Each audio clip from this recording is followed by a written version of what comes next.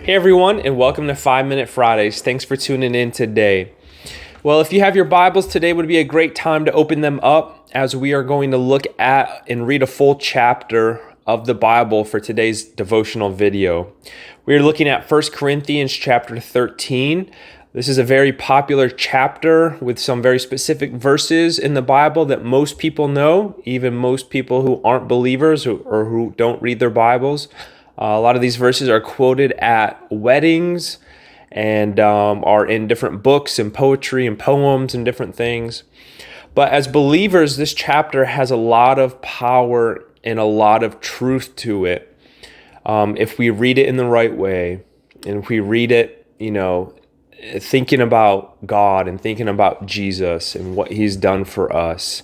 And it's been said that we could take out the word love here and replace it with Jesus as well. So rather than me talk about it for 4 or 5 minutes, let's spend the majority of the time reading this chapter and hearing what the Lord has for us. And I pray that you would soften your heart as you read this. Let the Lord speak to you. It is a good encouragement. It is also convicting at the same time, hearing these verses. So 1 Corinthians chapter 13, interestingly enough, it has 13 verses in the chapter. And we'll be looking at the New Living Translation while we're reading this. So starting in verse 1, the Apostle Paul says, "If I could speak all the languages of earth and of angels, but didn't love others, I would only be a noisy gong or a clanging cymbal. If I had the gift of prophecy, and if I understood all of God's secret plans and possessed all knowledge, and if I had such faith that I could move mountains, but didn't love others, I would be nothing. If I gave everything I had to the poor and even sacrificed my body, I could boast about it. But if I didn't love, I would have gained nothing." Verse 4, "Love is patient and kind. Love is not jealous or boastful or proud or rude. It does not demand its own way. It is not irritable, and it keeps no record of being wronged. It does not rejoice about injustice, but rejoices whenever the truth wins out. Love never gives up. Love never loses faith. It is always hopeful and endures through every circumstance. Prophecy and speaking in unknown languages and special knowledge will become useless, but love will last forever. Now our knowledge is partial and incomplete, and even the gift of prophecy reveals only part of the whole picture. But when the time of perfection comes, these partial things will become useless." Verse 11, "When I was a child, I spoke and thought and reasoned as a child. But when I grew up, I put away childish things.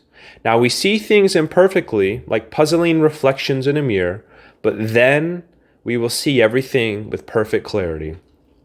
And that I know now is partial and incomplete, and then I will know everything completely, just as God knows me completely." And finally, verse 13, "Three things will last forever, faith, hope, and love, and the greatest of these is love." So I encourage you to read that back over again prayerfully. And again, you can insert Jesus' name wherever it says love in there. And maybe insert your name as well, if you want to be convicted a little bit, because we all fall short when it comes to love, because the Bible declares that we are lovers of ourselves. And so, this world as a believer is trying to get our eyes off of ourselves and focused on other people and loving others as Jesus does. It speaks in here about a time to come, a perfect time to come when these things will be no more, all these gifts, all these prophecies, all these things. And that is speaking about when we are in heaven. And it's kind of interesting to think about because we just spoke about all these spiritual gifts, but when we're in heaven, we don't need those spiritual gifts, for we will all be believers. We will all be there with Jesus, but love will last. That will be the one thing that will last. So spend your time on this earth while we're here learning about love, practicing it, and not just being lovers of ourselves, but lovers of others. Hey, thanks for tuning in today. God bless you, and we'll see you next week for chapter 14.